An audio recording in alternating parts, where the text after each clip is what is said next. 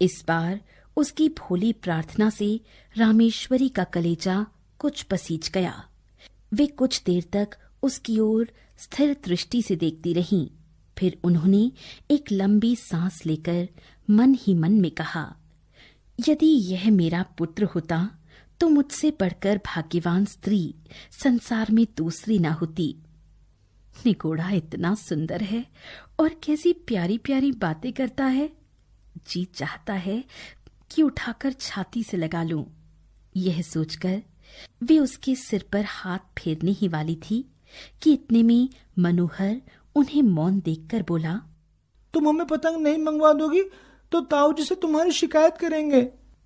यद्यपि बच्चे की इस भोली बात में भी बड़ी मधुरता थी, तथापि रामेश्वरी का मुख क्रोध के मारे लाल हो गया। वे झिड़क कर बोली, जा कह दे अपने ताऊ जी से, देखूं वे मेरा क्या करेंगे। मनोहर भयभीत होकर उनके पास से हट गया और फिर सतृष्ण नेत्रों से आकाश में उड़ती हुई पतंगों को देखने लगा। इधर रामेश्वरी ने सोचा, यह सब ताऊ के दुलार का ही फल है कि ये छोटा सा लड़का मुझे धमकाता है। उसी समय आकाश से एक पतंग कटकर उसी छत की ओर आई और छज्जे पर से होती हुई नीचे घर के आंगन में जा गिरी। एक पैर छज्जे की मुंडेर पर रखकर मनोहर ने नीचे आंगन में झांका और पतंग को आंगन में गिरते देखकर प्रसन्नता के मारे फूला न समाया। वह नीचे जाने के लिए शीघ्रता से घूमा, परंतु घूमते समय मुंडेर पर से उसका पैर फिसल गया। वह उसे पकड़कर लटक गया और रामेश्वरी की ओर देखकर चिल्लाया, ताई! रामेश्वरी ने धड़कते हुए हृदय से इस घटना को देखा। उधर मनोहर के हाथ मुंडेर पर से फिसलने लगे।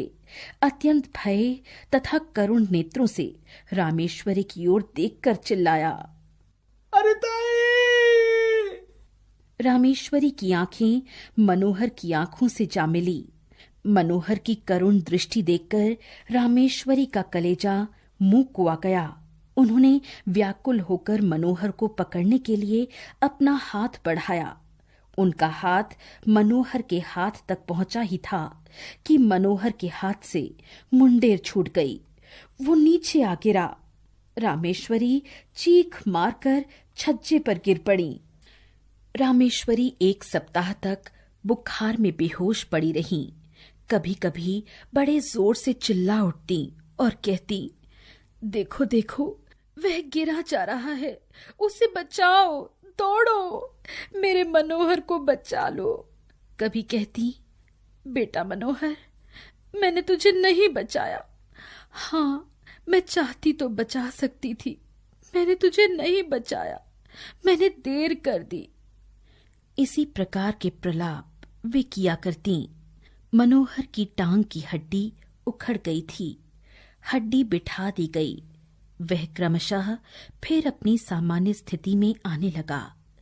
1 सप्ताह बाद रामेश्वरी का ज्वर कम हुआ। होश आने पर उन्होंने पूछा, मनोहर कैसा है? रामजी दास ने उत्तर दिया, अच्छा है। वे बोली, उसे मेरे पास लाओ। मनोहर को रामेश्वरी के पास लाया गया। रामेश्वरी ने उसे बड़े प्यार से हृदय से लगाया। आंखों से आंसुओं की झड़ी लग गई, हिचकियों से गला रुंध गया। रामेश्वरी कुछ दिनों बाद पूर्ण स्वस्थ हो गईं। अब वे मनोहर की बहन चुन्नी को भी खूब प्यार करती और मनोहर तो उनका प्राणाधार ही हो गया। दोनों के बिना उन्हें एक क्षण भी चैन नहीं पड़ता।